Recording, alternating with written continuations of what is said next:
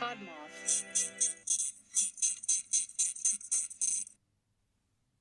What time is it? Let me check my watch. Oh, it's bone o'clock.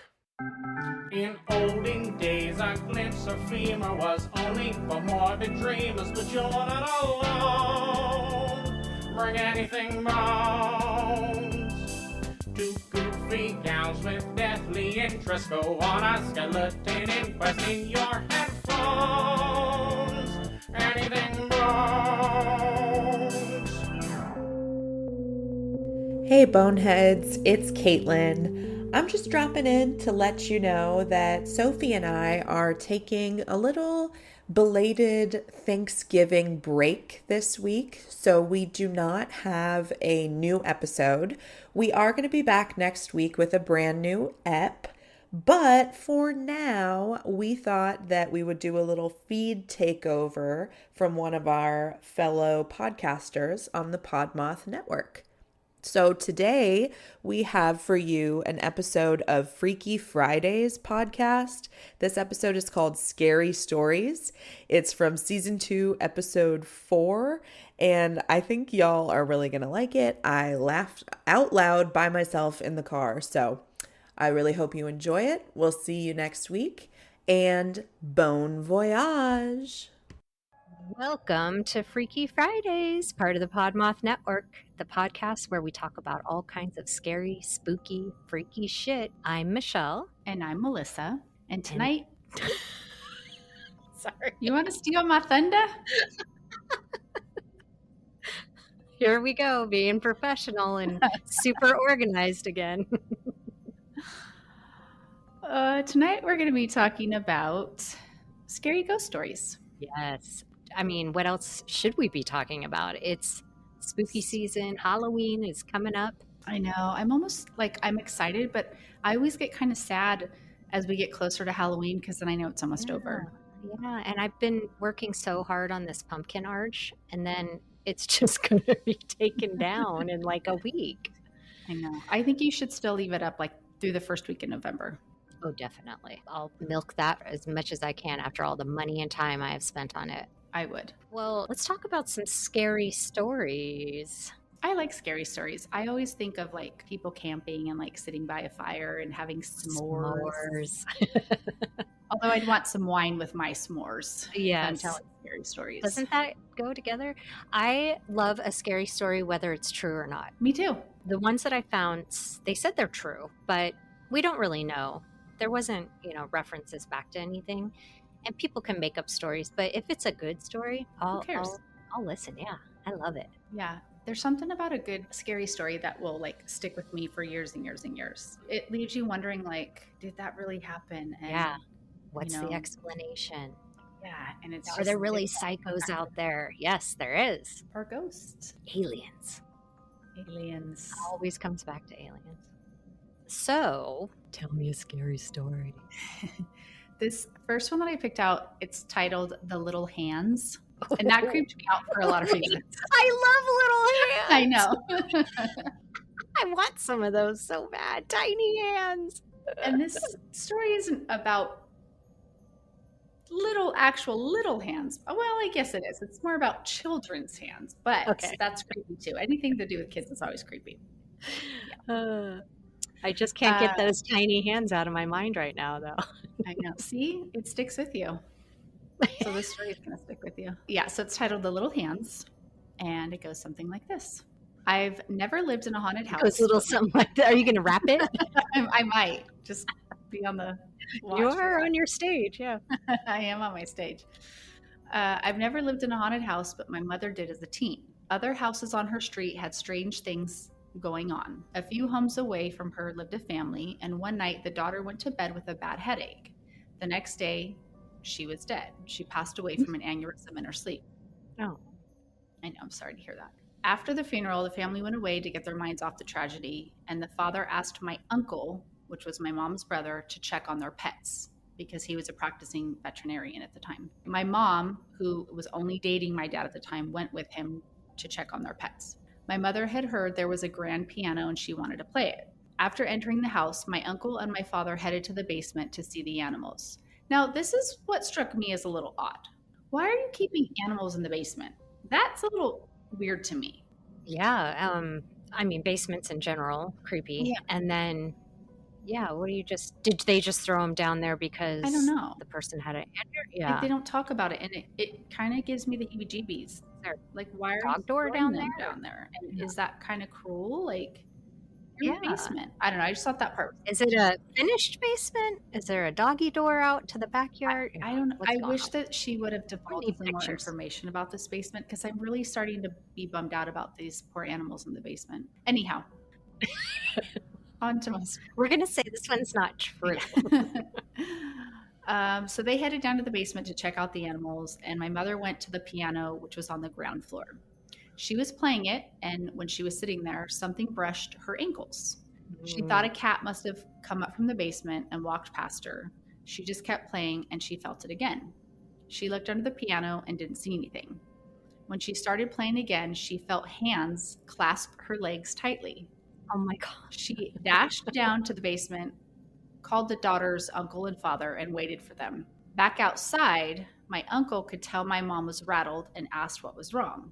She told him what happened, and he turned white. He told her the daughter who died used to play a game with her father. When her father played the piano, she'd crawl underneath, grab his ankles, and push his feet up and down on the pedals. Oh my God. That's the end of the story. Weird. That's creepy. Yeah. I don't like the feeling of something touching me or brushing up against me. I had that happen to me the other day, and I jumped. It freaked me out. There was nothing there, but something brushed up against my shoulder. Or was that? Right. I couldn't see anything, but something brushed up against my shoulder, and I don't like that feeling.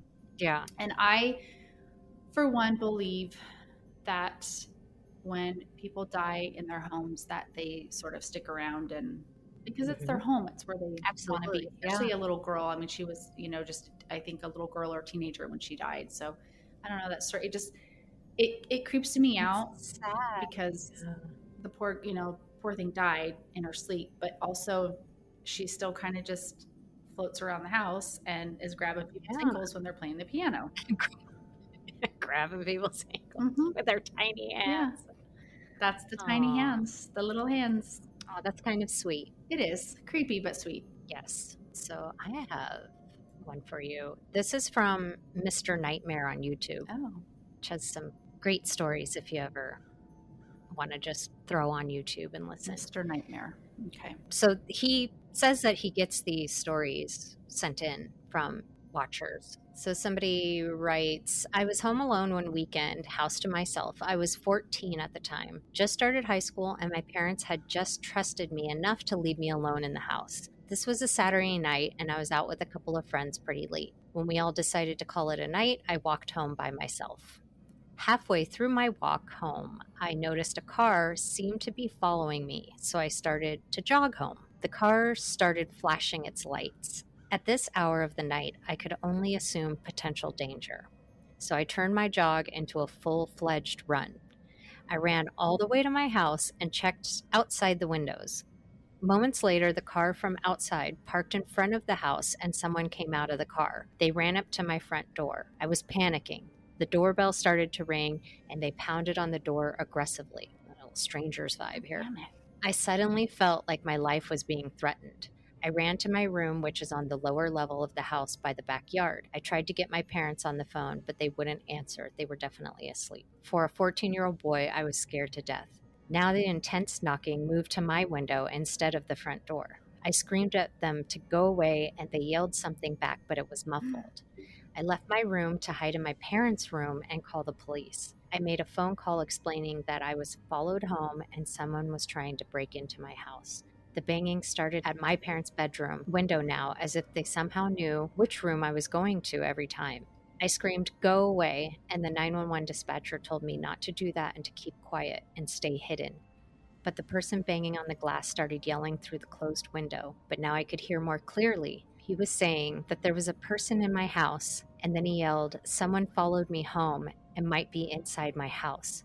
Ignoring the 911 dispatcher, I went to the window and asked in a loud voice so he could hear me, "What are you talking about?" He yelled at me to call the police and stay locked inside of a room because someone followed me home and went into our backyard. I told the dispatcher exactly what the man yelled to me. She said, "Don't trust him just yet and stay locked in a room until the police arrived." I didn't know whether the things the man were saying were true or not until I heard footsteps outside my parents' door near the living room. The footsteps clunked down the wooden floor of the bedroom hallway. I heard each door in the hall being opened until they got to my parents' bedroom door. The doorknob twisted, but since it was obviously locked, the door couldn't be pushed open. I hid in the closet as the person on the other side of the door started trying to most likely kick the door down, as all I heard were loud bangs. Eventually, the banging stopped. I imagine they gave up. I didn't hear footsteps walking away, but probably because I was in the closet. I was still on the line with the dispatcher. She told me the police were outside, to which I suggested the police try entering through the back, as that was apparently the point of entry. They were able to enter through the front door, though, because the intruder left through the front. The back door was left ajar after the intruder smashed the glass panel on the door, allowing him to reach in and unlock it. I met the police in the living room as well as the man who was outside banging on the windows. He told this whole story that I was walking home. He saw an older man crouching in bush after bush following me in a manner that conveyed he meant harm. He followed me all the way to my house. As a matter of fact, that's why the guy in the car was following me as well, flashing his lights. I called my mom, who picked up on the third try. I didn't want to call my dad because I was scared of how angry he'd be. I spoke with my mom on speakerphone, the police listening and contributing reassuring words to my mom. The police dropped me off at a friend's house that night to sleep there. My parents started driving home that night and got home early the next morning. A police car parked outside our house for a few hours before driving off. Nothing was stolen at all, to our knowledge. And if the intruder didn't break in to rob us, that means he really was just after me, and he came after me in my own house. That's creepy. Yeah, scary. And the way it's written, I kind of believe it. Why the hell are you walking home by yourself at late at night and you're 14? I mean, we could start. I bet he lived near the woods too. God damn it. Hey, look at our childhoods. I mean, we used to do that all the time. Oh, I know. But now as an adult, I can look back and be like, we were idiots for the things exactly. And our parents were idiots too. We used to hitchhike. You did? Oh my God. I knew at least not to hitchhike. Never alone. Does that make it better? It doesn't make it any better, no. But at least I wasn't by myself. We would do it in groups. But yeah, we used to do it all the time. Stupid. Yeah. But that's creepy. I've heard a similar story like that where this woman is like getting gas in her car kind of late at night, and she pays, fills up, whatever, gets in her car and leaves. And tries to leave, and this other person at the gas station comes over, and he's like yelling at her not to leave. And she just couldn't understand. And she's like, why? And he says, because I just saw a man get in the back seat of your car and like lay down. Yeah. I don't know if it's real, but stuff like that it's so creepy to think about. Right. I always get in my car. I always look in the back seat. Yeah. I'm pretty sure the movie Halloween taught me that initially. Yeah. I think the movie Halloween taught us a lot of things. Yeah. It's an educational movie. Well, I have another story if you'd like to hear. Yes, please do. This one is called The Ghost of La Parva Ski Resort. Throughout Latin America, you'll hear variations of the story of La Llorona, or the Wailing Woman. Sometimes she's lost her husband, sometimes she's lost her children, or sometimes it's both. But in La Parva, a ski spot in the Chilean Andes, the Wailing Woman is named Lola, and everyone in the area swears they knew her before she died. A local restaurant owner said he dated her. Pro skier Drew Tabke says that the ski patroller he heard the story from pointed at the exact cabin where this takes place. The story starts on a nice day in peak ski season. Lola and her young son plan to spend the day on the slopes. As can happen in the Andes, a thick fog rose up from the valley, which often precedes the arrival of a real storm. The clouds enveloped the two as they were making their way down from the top of the mountain. Now that alone would be scary. Yeah, creepy. As they were making their way down the top of the mountain, they lost contact with one another. Desperate to find her son, Lola began screaming his name as she ran through the thick fog. Unable to see clearly, though, she stumbled down a steep slope and began sliding toward a rocky mountain. By chance, a local lift operator who was returning to his cabin came across her body. He was afraid she was dead, but on closer inspection, he found she was still alive, just barely. Her body was covered in lacerations from sharp rock, and the only word she said in the faintest whisper was her son's name. The lift operator worked to carefully pull her body to his cabin, which was just up the hill. He bandaged her cuts as best he could and then ran to get a doctor to help. Together, the doctor and the lift operator made their way back to his cabin. When they arrived, the bed was empty, just the bloody sheets remained. Neither the woman nor her son were ever found, but local report hearing her wail for her child whenever they are in the lift operator's cabin. Tabke does not believe in ghosts. Something, however, changes when he arrives in Chile each winter. Maybe it's the fact that from La Parva you can see up to Cerro El Plomo, an Incan child sacrifice site. Oof. Maybe it's because Tabke has simply read so many magical realism books by authors, but sitting alone in his cabin in the Andes, when the wind whipping and the candles flickering, he swears that every now and then he just can't tell if he's hearing the women wail or the wind. Even though they physically drug her body back and had it in a bed. That's what I was going to say. You don't have to believe in ghosts when you could physically touch somebody and drag their body back. So I wouldn't think that was a ghost. And all this happening in the snow just makes it like It's so shiny. the Overlook Hotel.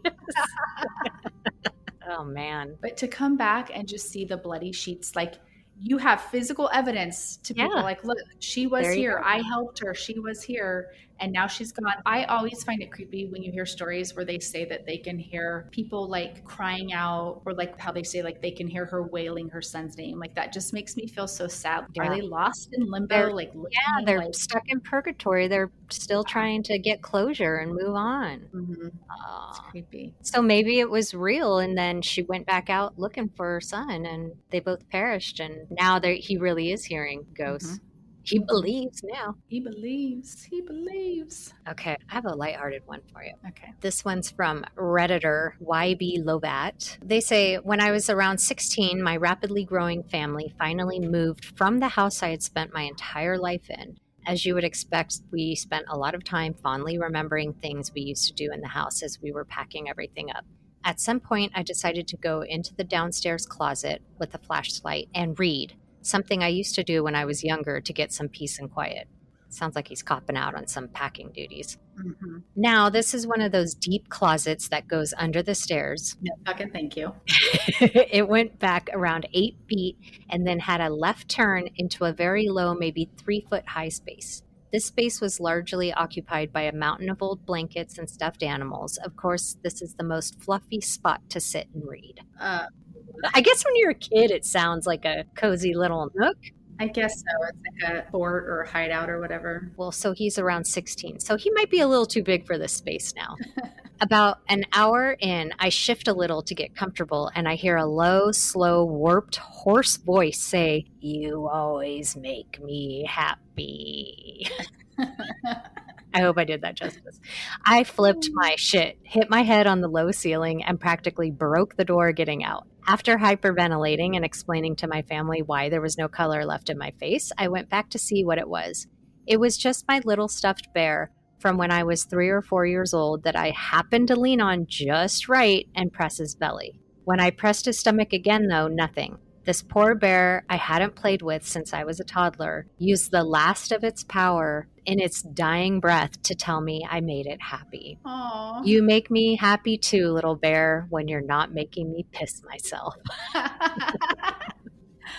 It's creepy though. I mean, even though he pushed on it, talking toys give me the willies. I think we learned from actually we didn't. Nobody learned anything from Chucky and No. Teddy Ruxpin. Mm-mm. They're still making these talking toys. Oh, I know. I have a personal story Oh, about do one of these tell, things for you. do I don't know tell. if I've ever told you this. When Jake was little, this is when the talking Ernie dolls started coming out. There was like nighttime Ernie, like from Sesame Street. Sesame Street, gotcha. There was like nighttime bubble bath and whatever. And he had like the nighttime Ernie that someone had given him as, I want to say, for his second birthday. And it was the kind where you had to, you physically had to push it to make it talk. And when you did, he would say like, "I'm tired now," or "good night," all kinds of weird things. Yeah. Well, as Jake outgrew it, there was things that I didn't want to just give away. So we had packed some of his stuff up and put it in my parents' basement. So that thing had been packed up in the box down there for months, okay? One night, we were getting ready to go to bed, and very faintly we heard Ernie talking from the basement. And he was saying all the things that he would say when you would push on him, like, it's bedtime, I'm tired, good night. And it kept going on. And there was no batteries in it anymore, Michelle. No. For real. You're shit. I am not shitting you. Oh my that God. freaked me out so bad I got rid of the doll. Yeah. Because did it come back? Not only did it not have batteries in it, no one that I know of was down in the basement pushing on it, because no one even liked to go down into that basement. Ew. Yeah. And Ew. it freaked me out. Like, I had the hardest time sleeping. So not that night, but I want to say maybe the next day or so, I think my mom or dad went down there for me and they got rid of that box. And that's how I knew there was no batteries, because we took it out and looked at it and there was no batteries in it. Well, and we've talked about that house that you guys lived in. Oh, yeah. Something was there. Many there was a lot of creepy instances, yeah. Oh, yeah. Pictures, all kinds of things happening right before my dad passed. Can I just say, fuck that? Yeah. And well, you know, the house is no longer there. Yeah, it's probably for the best. They've torn it down. When I did some research on that house, the original owner, I believe, passed in that house before we lived there. Yeah, lots of scary things. I don't know what all you know, but a couple nights before my dad passed away, he said that he saw both of my grandmothers, so my mom's mom and his mom, who had passed already. He saw them coming down the staircase and telling him that it was okay and it was like time to go home. Oh, wow. And then he passed a couple days later. And there's been like actual pictures like that you have to, used to have to go and develop your film. Yep. And we'd get pictures back and there would be people we didn't even know who were blurred in the background. Mm-hmm. I remember seeing that. So a lot of things went on in that. It's just like that house was like a portal. Yeah. Nothing. Honestly, the only scary thing was that fucking Ernie doll, but and I really didn't believe it was going to be like Chucky and get up and come after me. Right. Nothing malicious, just freaking the living out. Yeah. Like when my dad told us about him seeing his mom and my Nana, that didn't scare me. I mean, it made me sad because it kind of made me think like, wait, why is he seeing this? Yeah. But it made me kind of comforted, like, oh, they're here. Right. So nothing ever like scared me to where I didn't want to be there. Just a lot of strange things happened in that house. And now it's gone. I wonder where that Ernie doll is right now. Probably in... Who's he haunting now? Locked up in someone's basement because they can't get rid of it. And he's been attacking them and no one believes them. Or it's back in that dirt lot where the house was demolished. Crap. Oh my God, that's scary. I don't think you ever told me that story before. Mm-hmm. Which is why we started this podcast. I know. We have it all on recorded now. Ooh, that gives me the willies. I know. That's what we should have called this podcast. The willies. The willies. The heebie-jeebies. Willies. That might be worse than freaky. Okay, I have one more. Okay. I have one I can tell you that I remembered sort of after I read it. I can tell you quickly about, but I would rather hear yours. Oh, okay. So, well, okay. Oh, okay. I really liked this Reddit user's name. It's Goatbusters BM. That's awesome. 4 years ago, I lived in a large farmhouse that was converted into apartments. The house was known as an old boys' home. It used to house boys with behavioral issues, but was closed due to allegations of things we do not talk about on this podcast. Anyway, I was living with my boyfriend and 3-year-old daughter at the time. My bedroom had a large fireplace that had been boarded up and painted over. I decided to push my bed up against it one day while I was rearranging things. It was like a headboard. That night, around 1 a.m., I had heard a small voice say, "Mom, Mom, Mommy." I had sat up in bed but didn't see anything, so I reached over my boyfriend, trying to grab down to grab my daughter and put her in our bed. I kept feeling around, and I was still hearing the voices, but I couldn't feel her. My boyfriend woke up and turned the bedside lamp on, asking me, "What the hell are you doing?" I explained that Amelia was trying to get in our bed and I was reaching for her. There was nobody there. My daughter was sound asleep in her room. That's who she thought was saying, "Mommy, Mommy." Right. Okay. The next night came, and around 1 a.m. again, my dog had started to whimper at our door, so my boyfriend got up to take him outside. You know that feeling when someone lies down next to you, where the bed pushes in and there's warmth in your back? I felt that. So I assumed my boyfriend had come back to bed. I rolled over, my boyfriend wasn't in the bed, and I felt the fucking bed release pressure. Whatever was laying next, I just got chills. Whatever was laying next to me had gotten up in that second. I moved my bed the next day to the other side of the room, and I had never had another incident in the 2 years I remained in that house. Hell no. That I wouldn't have remained in that house. move your bed, I'd move out. Fuck yeah. I would not have remained in that house. I've heard a lot of people I know who have said they've felt someone sit next to them on their bed. I mean, because you can feel clearly when, I mean, on the couch, you can feel as someone, you know what I mean? Like, Yeah. there's that pressure. And I've heard a lot of people tell me like that they've felt that when they're sleeping, or that they felt someone lay down or sit beside them. Oh, yuck. I've never had that, but I have quite a few times in the middle of the night heard my name being whispered, not by Brian. Right. Not by your husband. And those are the only two people in the house. It's happened in this house. It's happened in my previous house and my previous house before that. And it's the same voice every time. So it's attached to you. And my sister has had the same thing happen. And it doesn't make me feel scared. That's but good. I have never had that, luckily, that feeling of someone. That's one of my biggest fears, is that feeling of something laying next to me. That's spooky. And I, especially with a small child, I don't think I could have stayed in that house. I would have been afraid that it would have started coming after the 3-year-old, or something would have. Yeah. No good could come of that. It sounds very invasive. And all you had to do is move your bed away? Yeah. You lucked out, girl. Especially if the dog's whimpering. Because, I mean, I don't even have pets, but I'm a firm believer that dogs especially are good indicators of something happening that we can't see. Right. Unless it's our dogs, yeah. Because our dogs are useless. Oh, I love it. So for our listeners, do you have a freaky story you want to share? If so, go to our website at freakyfridayspodcast.com, where you can email us or find us on Instagram at freakyfridayspod. Well, tell me yours. So really, just from what I read about this one briefly, and basically what happens is this little boy lives in this house that he grows up in. Like, he stays in this house, for years and years to come. Right. One time he's in bed and he gets woken up by the feeling of something sitting next to him. But this he can see, and it's another little boy, but the little boy has like black eye sockets, so there's no eyes. It's weird how that doesn't creep out kids. Right. I think it didn't, because it seemed like the boy was being friendly. It wasn't like there to harm him. It wasn't being malicious or anything. It was like trying to talk to him. It scared the living boy, obviously. And then he says 5 years later, he's got a girlfriend and she's at his house doing her homework, and then lays in his bed to take a nap. Now, kid, we all know she wasn't laying in your bed to take a nap. Is this a story you tell your parents? Doing your homework. And I am doing air quotes right now. Yes. But however, he says, she lays down to take a nap before her parents come to get her. And during her nap, she sits up and is pointing to the corner of his bedroom for like 5 minutes, and then lays back down and goes to sleep. So he just lets her be. Parents come to get her. He wakes her up and he asks her if she's okay. And she says, yes. Why? And he says, because you sat up and pointed. And she goes, I was pointing at the boy on your wall with black eyes. She saw the same thing. He said he had never told her prior to that, he'd ever seen it.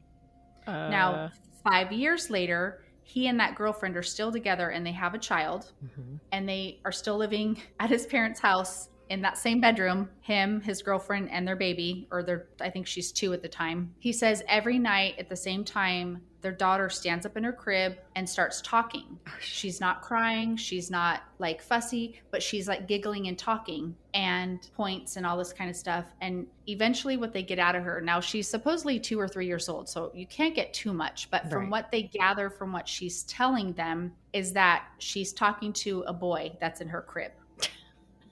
One can only imagine he's got black eye sockets, and it's the same boy that's been taunting this other little boy since he was young enough, growing up in that house. He said the only people he ever told were his parents.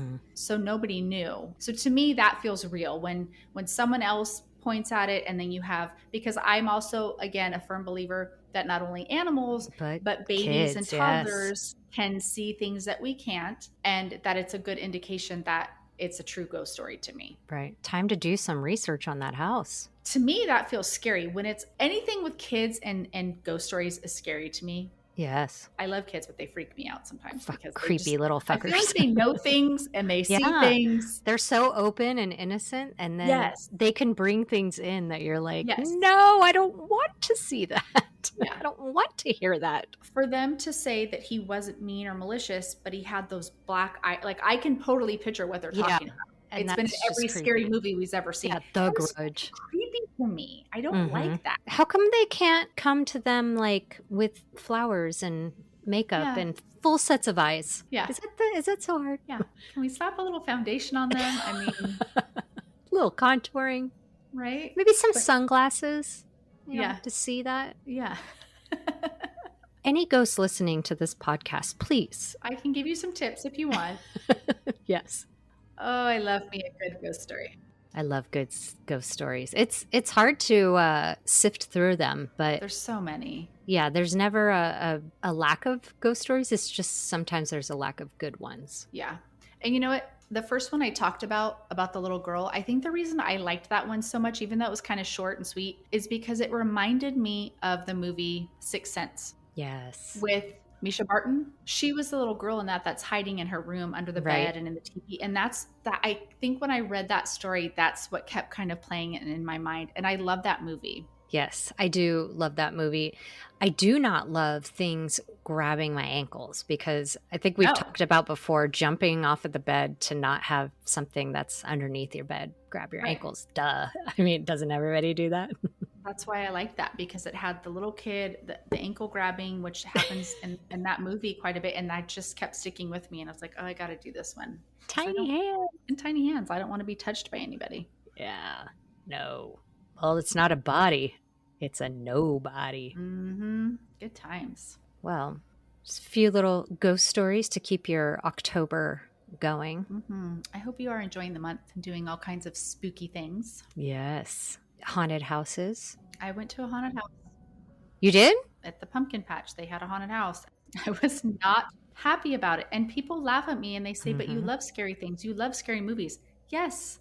When I am on the other side of it, I don't like haunted houses. Yes, that's precisely what I had to explain to the Freakling brothers. The 3 scariest haunted houses I've ever gone through. Yeah.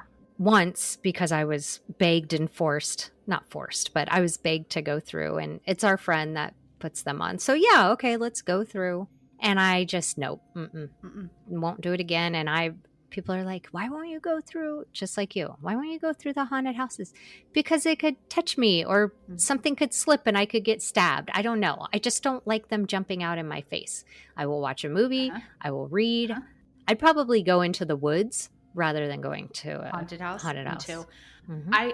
I often wonder if part of my not liking haunted houses is because of real life things that happen growing up in houses, things that my siblings and I have been through. Yeah. And it's things, I mean, I'd be willing to talk about it. It doesn't bother me, but I don't know if that is part of my not liking it. I don't know. I don't know if it's my anxiety because, I have freaking crippling anxiety every day of my life. Like I don't like to be touched and jumping. And Brian, he takes me on our anniversary, God bless his heart, because he knows that his wife loves Halloween. So he takes me to spend the day at this really fun pumpkin patch and they have all kinds of things to do. We went on a hayride. It was so cute. I had my coffee and a hayride and there was like miniature golf that had pumpkins and just all kinds of fun stuff. And then he's like, do you want to do the haunted house? And I was like, oh, sure. How could, bad could it be? We're at a pumpkin It's patch. a little pumpkin patch. Yeah. No. And the lady sitting outside, Brian's asking her, how bad is it on a scale of like 1 to 10? And Brian's like saying numbers and she's like raising her hand up higher. And she looks at me and she goes, you do realize it's a haunted house. And I wanted to be like, yes, bitch, I get that. But I want to know how bad. Because you can hear this. They have this recording on the outside that says this attraction can get very scary. Oh, okay. Well, bye. Right. And I've been to a haunted house. My mom used to take us when we were little and they still have it today. We took the kids, not my kids because they like scary stuff, our nieces and nephews, where you can go to the haunted house. If you want it to be scary, they'll keep it scary. If you want the good fairy to walk with you, then you can walk through and the good fairy will protect you. And then they announce the good fairy is coming through and nothing will jump out. I am all about that. Yeah. Yeah, you can enjoy the decor and the gore and the costumes. I loved that. Yes. We went through with Bella, I think. Yes. With the fairy, and I was all about that fairy. Yes. And again, even if they're not jumping out at you, I don't know that someone's not following behind me or around. Here's the thing. I don't like when it's dark and then there's the strobe light and then you have to go around corners. Yeah, and you can't see. I don't like it. It makes me panic because I don't know what's around the other side. So Why I just do we have to keep explaining this to people? Right? I just don't like it. But if you like haunted houses, fucking enjoy yourself. Have a ball. Go to the scariest ones that you can find. It's just not Felicia. No. I'll watch movies about dumbasses going into haunted houses. In the safety of my couch, yes. With a bottle of wine. Absolutely. Chocolate and popcorn, and I'm good. The best. Okay, well, thanks for sticking through our spooky episode. Yes, we appreciate your coming back every week and fucking creepy crap with us. Creepy crap. Creepy crap, if you will. Yes, I like that. Sleep tight. Make sure you leave the lights on. Go to FreakyFridaysPodcast.com and subscribe, rate, and review us on your favorite podcast listening platform. Join us next week for a new freaky tale.